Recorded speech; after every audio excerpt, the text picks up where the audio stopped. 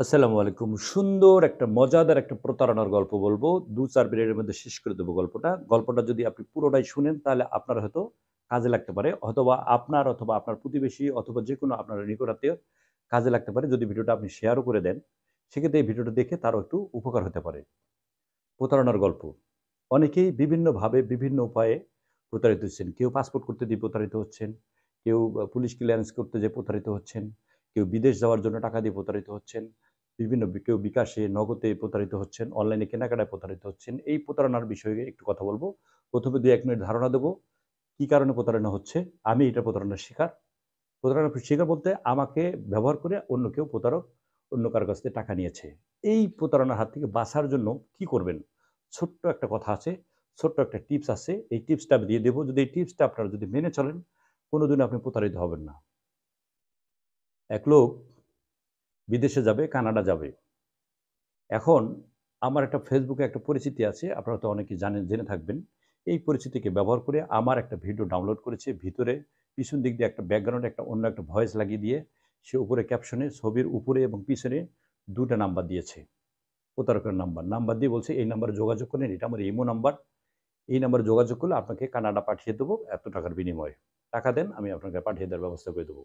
এখন এই যারা প্রতারিত হয়েছেন ২ জন, একজন ময়মনসিংহের, একজন হলো মিরপুরের। একজন কালাম, একজন সাগর।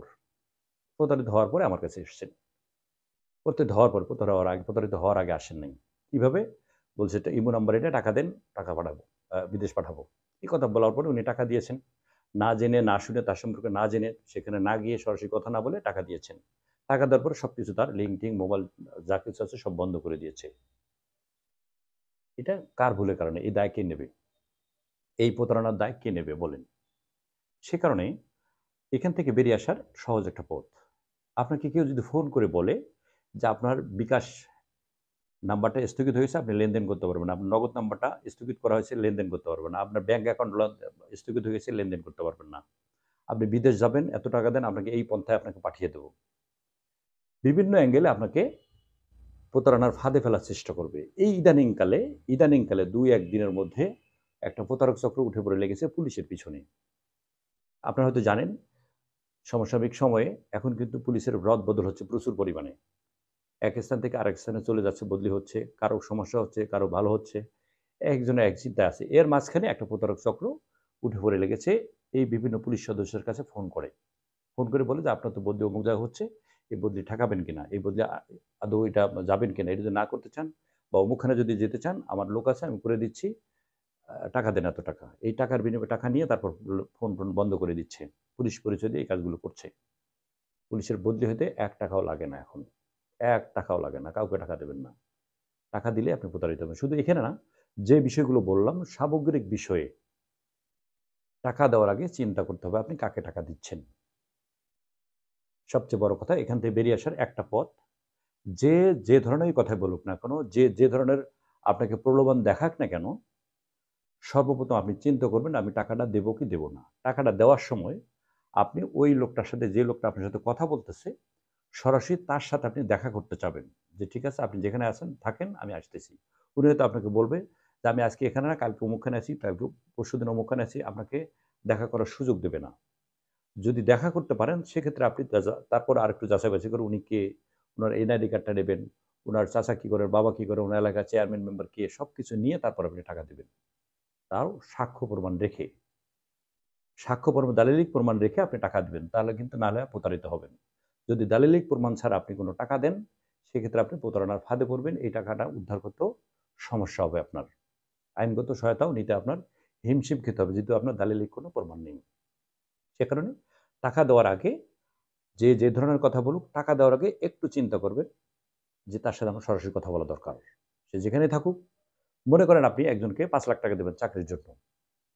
এখন একটা প্রতারক চক্র আপনাকে ফোন দিয়েছে যে, "আমাকে টাকা দেন ৫,০০,০০০, আমি আপনার এই কাজটা করে দিচ্ছি। আমার অমুক লোক আছে, তমুক লোক আছে, আমার খালাতো ভাই অমুক, আমারও মামাতো ভাই আছে অমুক, আমি করে দিচ্ছি।" থেমে যাবেন। থেমে যাওয়ার পরে বলবেন যে, "আমি তো আপনার সাথে দেখা করতে চাই।" দেখা করার পরে আপনি ব্যবস্থা নিবেন। তার আগে যদি আপনি টাকা না দেন তাহলে প্রতারিত হবেন। মনে করেন ওই লোকটা কক্সবাজার আছে, ঠিকানা দিল কক্সবাজার, আপনি আছেন ঢাকায়। আপনি তাকে ৳৫,০০,০০০ দেওয়ার আগে আপনি ৳২,০০০ খরচ করে তার কাছে যাবেন। সরাসরি তার সাথে দেখা করবেন, কথা বলবেন। যদি এটা না করেন, আপনি প্রতারিত হবেন।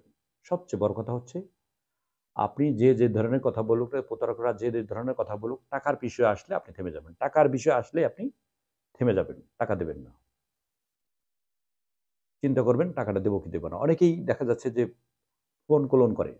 ফোন কলন করে বলবে যে, "আপনার ভাই, আপনার চাচা, নানা হাসপাতালে ভর্তি আছে। অ্যাক্সিডেন্ট করেছে। আমরা তাকে হাসপাতালে নিয়েছি। তার ফোন আমার কাছে, কথা বলতে পারবে না। আপনি দ্রুত টাকা পাঠান আমার কাছে ১০,০০০, ২০,০০০। তাকে আমরা অপারেশন থিয়েটারে নিচ্ছি। আপনি অমুক হাসপাতালে চলে আসেন।" আপনি বেহুঁশ হয়ে আপনি তার কাছে টাকা দিয়ে দিবেন। ২০,০০০, ৩০,০০০ টাকা দিয়ে দিলেন। পরে আপনি গাড়ি নিয়ে যখন যাবেন ওই হাসপাতালে, বলব যে, "এই ধরনের কোনো রোগী এখানে আসে নাই।" এটা করবেন না।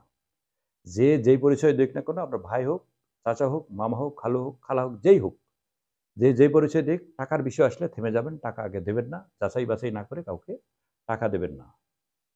তা নাহলে কিন্তু প্রতারণার ফাঁদে পড়বেন। এই প্রতারণার ফাঁদ থেকে বাঁচার জন্য একটাই উপায়, সেটা হচ্ছে সতর্ক থাকা, সচেতন থাকা, বুঝে শুনেই টাকা দেওয়া। যদি এটা না করতে পারে প্রতারিত হবেন। আমরা সবাই যদি যার অবস্থান থেকে একটু সতর্ক থাকি, একটু সচেতন থাকি, আমরা প্রতারণার হাত থেকে বাঁচতে পারবো, সমাজটা নিরাপদ থাকবে, দেশটা সুন্দর হবে। ভিডিওটা ভালো লাগলে অন্যকে জানার জন্য শেয়ার করে দেবেন। আপনার শেয়ারের মাধ্যমে তারও একটু উপকার হতে পারে। যে যেখানে আছেন ভালো থাকবেন, সুস্থ থাকবেন, নিরাপদে পথ চলবেন। আসসালামু আলাইকুম।